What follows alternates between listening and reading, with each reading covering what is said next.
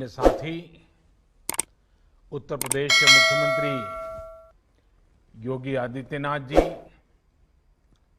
अन्य अतिथिगण, सभी विद्यार्थी मित्र और देश के हर कोने से जुड़े हुए इस वर्चुअल समारोह में उपस्थित सभी मेरे प्यारे भाई और बहनों, रानी लक्ष्मीबाई केंद्रीय कृषि विश्वविद्यालय के नए शैक्षणिक और प्रशासनिक भवन के लिए मैं आप सभी को बहुत बहुत बधाई देता हूं, बहुत शुभकामनाएं देता हूं। यहां से पढ़कर बहुत कुछ सीख करके निकलने वाले युवा साथी देश के कृषि क्षेत्र को सशक्त करने का काम करेंगे। छात्र छात्राओं की तैयारियां, उनका उत्साह और अभी जो संवाद हो रहा था और जो मेरी आप लोगों से बात करने का मुझे मौका मिला, मैं वो उत्साह, उमंग, विश्वास मैं अनुभव कर रहा था। ये दिखाई दिया। मुझे विश्वास है कि इस नए भवन के बनने से अनेक नई सुविधाएं मिलेगी। इन सुविधाओं से स्टूडेंट को और ज्यादा काम करने की प्रेरणा मिलेगी, और ज्यादा प्रोत्साहन मिलेगा। साथियों, कभी रानी लक्ष्मीबाई ने बुंदेलखंड की धरती पर गर्जना की थी, मैं मेरी झांसी नहीं दूंगी। हम सबको ये वाक्य बराबर याद है, मैं मेरी झांसी नहीं दूंगी। आज एक नई गर्जना की आवश्यकता है और इसी झांसी से, इसी बुंदेलखंड की धरती से आवश्यकता है। मेरी झांसी, मेरा बुंदेलखंड आत्मनिर्भर भारत अभियान को सफल बनाने के लिए पूरी ताकत लगा देगा, एक नया अध्याय लिखेगा। इसमें बहुत बड़ी भूमिका कृषि की है, एग्रीकल्चर की है।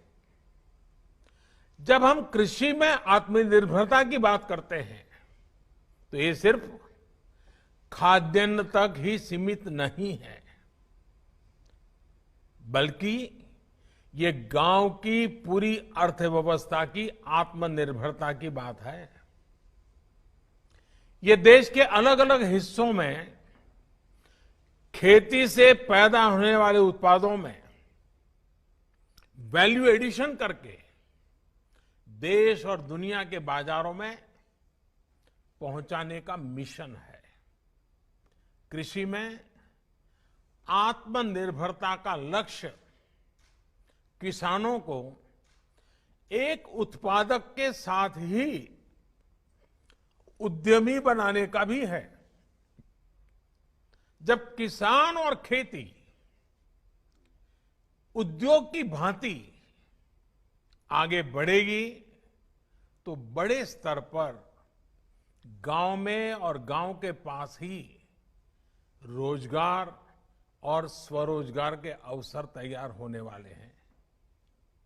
साथियों, इस समय और जब हम इस संकल्प के साथ ही हाल में कृषि से जुड़े ऐतिहासिक रिफॉर्म्स ये सरकार लगातार कर रही है। कई रिफॉर्म्स किए गए हैं। भारत में किसान को बंदिशों में जकड़ने वाली कानूनी व्यवस्थाएं, मंडी कानून जैसा और आवश्यक वस्तु कानून, इन सब में बहुत बड़ा सुधार किया गया है। इससे किसान अब बाकी उद्योगों की तरह पूरे देश में मंडियों से बाहर भी जहां उसको ज्यादा दाम मिलते हैं वहां अपनी उपज बेच सकेगा। इतना ही नहीं, गांव के पास उद्योगों के क्लस्टर बनाने की व्यापक योजना बनाई गई है। इन उद्योगों को बेहतर इंफ्रास्ट्रक्चर की सुविधा मिले, इसके लिए 1,00,000 करोड़ रुपए का विशेष फंड बनाया गया है। इस फंड के माध्यम से हमारे कृषि उत्पादक संघ, हमारे एफपीओज अब भंडारण से जुड़ा आधुनिक इंफ्रास्ट्रक्चर भी तैयार कर पाएंगे और प्रोसेसिंग से जुड़े उद्योग भी लगा पाएंगे। इससे कृषि क्षेत्र में पढ़ाई करने वाले युवाओं और उनके सभी साथी, इन सबको नए अवसर मिलेंगे, नए स्टार्टअप्स के लिए रास्ते बनेंगे। साथियों, आज बीज से लेकर के बाजार तक खेती को टेक्नोलॉजी से जोड़ने का, आधुनिक रिसर्च के फायदों को जोड़ने का निरंतर काम किया जा रहा है। इसमें बहुत बड़ी भूमिका रिसर्च संस्थानों और कृषि विश्वविद्यालयों की भी है। 6 साल पहले की ही बात करें तो जहां देश में सिर्फ एक केंद्रीय कृषि विश्वविद्यालय था, आज 3 सेंट्रल एग्रीकल्चर यूनिवर्सिटीज देश में कार्यरत है। इसके अलावा 3 और राष्ट्रीय संस्थान, IARI झारखंड, IARI असम और बिहार के मोतिहारी में Mahatma Gandhi institute for integrated farming, इनकी भी स्थापना की जा रही है। ये रिसर्च संस्थान छात्र छात्राओं को नए मौके तो देंगे ही, स्थानीय किसानों तक टेक्नोलॉजी के लाभ पहुंचाने में भी, उनकी क्षमता बढ़ाने भी मदद करेंगे। अभी देश में सोलर पंप, सोलर ट्री, स्थानीय जरूरतों के मुताबिक तैयार किए गए बीज, माइक्रो इरिगेशन, ड्रिप इरिगेशन, अनेक क्षेत्रों में एक साथ काम हो रहा है। इन प्रयासों को ज्यादा से ज्यादा किसानों तक पहुंचाने के लिए, खासतौर पर बुंदेलखंड के किसानों को इससे जोड़ने के लिए आप सभी की बहुत बड़ी भूमिका है। आधुनिक टेक्नोलॉजी का उपयोग कृषि और इससे जुड़ी चुनौतियों से निपटने में कैसे काम आ रहा है, हाल में इसका एक और उदाहरण देखने को मिला है। आपको याद होगा, यहां बुंदेलखंड में मई के महीने में टिड्डी दल का बहुत बड़ा हमला हुआ था और पहले तो ये टिड्डी दल यानी अपने आप में खबर आती है जब टिड्डी दल आने वाला है तो रात रात किसान सो नहीं पाता है, सारी मेहनत मिनटों में तबाह कर देता है। कितने ही किसानों की फसल, सब्जियां बर्बाद होना बिल्कुल निर्धारित हो जाता है। मुझे बताया गया है कि बुंदेलखंड में करीब करीब 30 साल बाद टिड्डियों ने हमला किया,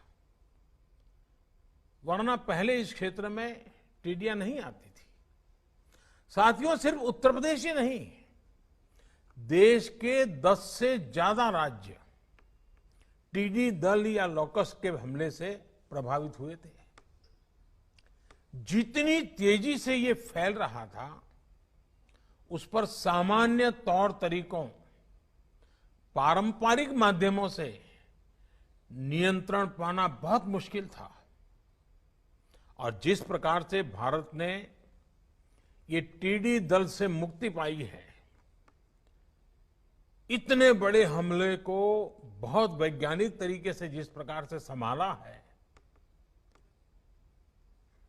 अगर कोरोना जैसी और चीजें न होती तो शायद हिंदुस्तान के मीडिया में हफ्ते भर इसकी बहुत सकारात्मक चर्चा हुई होती। इतना बड़ा काम हुआ है। और ऐसे में टिड्डी दल के हमले से किसानों की फसलों को बचाने के लिए जो युद्ध स्तर पर काम किया गया, झांसी समेत अनेक शहरों में दर्जनों कंट्रोल रूम बनाए गए, किसानों तक पहले से जानकारी पहुंचे इसका इंतजाम किया गया, टिड्डियों को मारने और भगाने के लिए जो स्प्रे वाली स्पेशल मशीनें होती हैं वो भी तब हमारे पास इतनी संख्या में नहीं थी, क्योंकि ये हमले ऐसे नहीं आते हैं। सरकार ने तुरंत ऐसी दर्जनों आधुनिक मशीनों को खरीदकर झीलों तक पहुंचाया। ट्रैक्टर हो, गाड़ियां हो, केमिकल हो, दवाइयां हो, ये सारे संसाधन लगा दिए ताकि किसानों को कम से कम नुकसान हो। इतना ही नहीं, ऊंचे पेड़ों को बचाने के लिए बड़े क्षेत्रों में एक साथ दवा का छिड़काव करने के लिए दर्जनों ड्रोन लगा दिए गए, हेलीकॉप्टर तक के दवाई छिड़काव किया गया।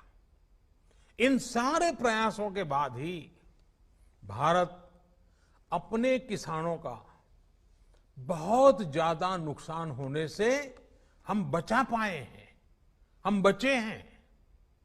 स्थानीय ड्रोन टेक्नोलॉजी हो, दूसरी आर्टिफिशियल इंटेलिजेंस की टेक्नोलॉजी हो, आधुनिक कृषि उपकरण हो, इसको देश की कृषि में अधिक से अधिक उपयोग में लाने के लिए आप जैसे युवा रिसर्चर्स को, युवा वैज्ञानिकों को निरंतर एक समर्पित भाव से वन लाइफ वन मिशन की तरह काम करना होगा।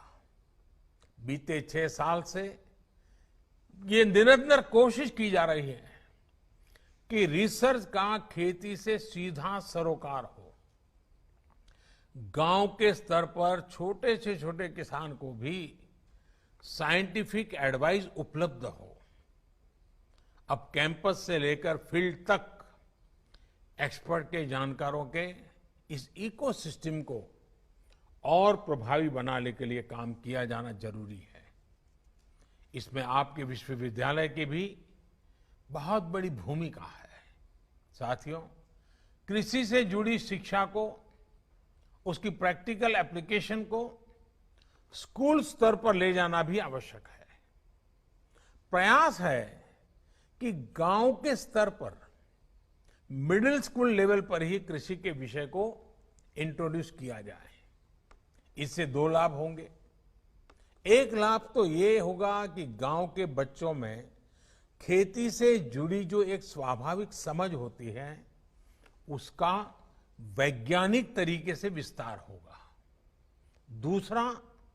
दूसरा लाभ ये होगा कि वो खेती और इससे जुड़ी तकनीक, व्यापार, कारोबार, इसके बारे में अपने परिवार को ज्यादा जानकारी दे पाएंगे। इससे देश में एग्रो एंटरप्राइज को भी और बढ़ावा मिलेगा।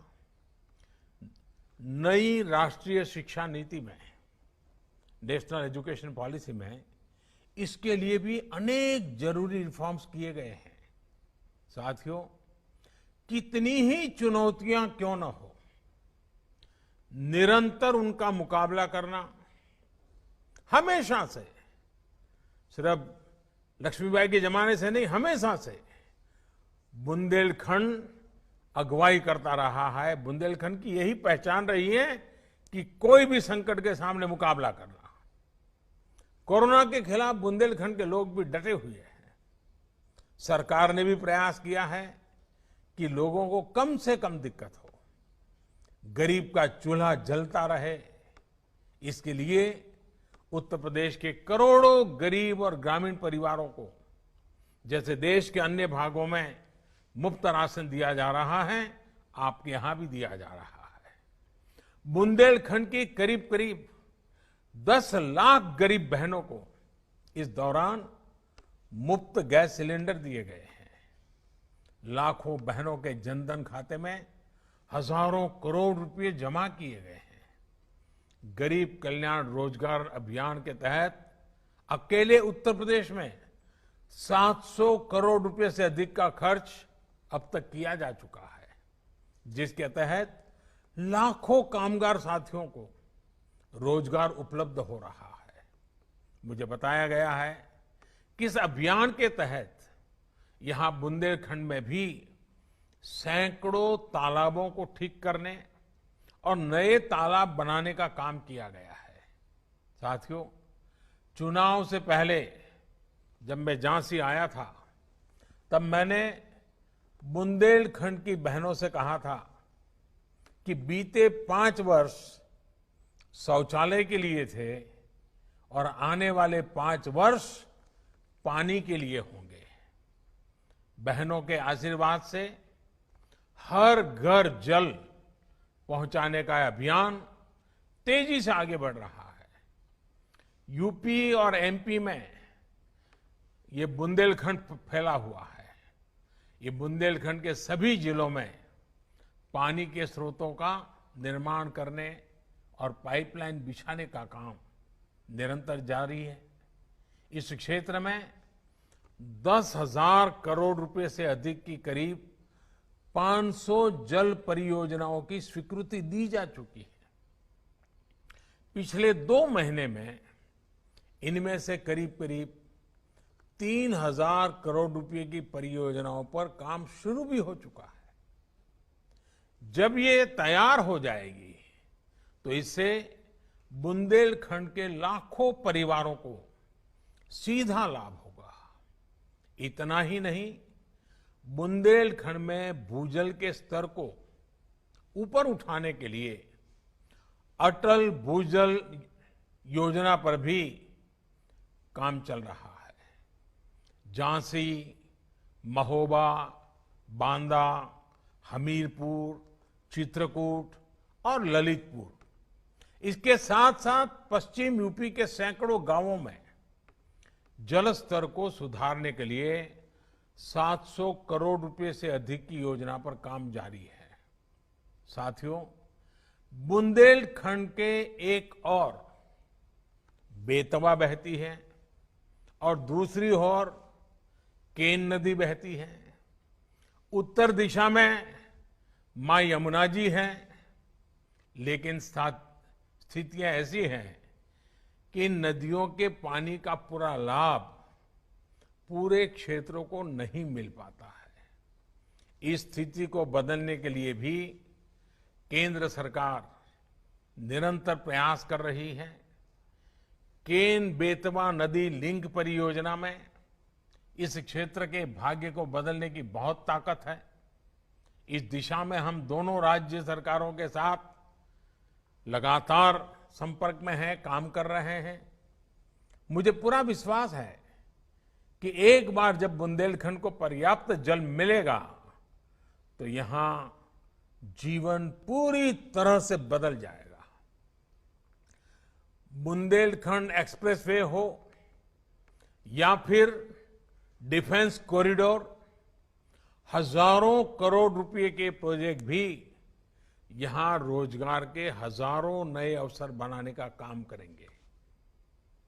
वो दिन दूर नहीं जब वीरों की ये भूमि झांसी और इसके आसपास का ये पूरा क्षेत्र देश को रक्षा क्षेत्र में आत्मनिर्भर बनाने के लिए एक बड़ा क्षेत्र विकसित हो जाएगा। यानी एक तरह से बुंदेलखंड में जय जवान, जय किसान और जय विज्ञान का मंत्र चारों दिशाओं में गूंजेगा। केंद्र सरकार और उत्तर प्रदेश की सरकार बुंदेलखंड की पुरातन पहचान को, इस धरती के गौरव को समृद्ध करने के लिए प्रतिबद्ध है। भविष्य की मंगल कामनाओं के साथ एक बार फिर यूनिवर्सिटी के नए भवन की आप सबको बहुत बहुत बधाई। 2 गज की दूरी, मास्क है जरूरी, इस मंत्र को आप हमेशा याद रखिए। आप सुरक्षित रहेंगे तो देश सुरक्षित रहेगा।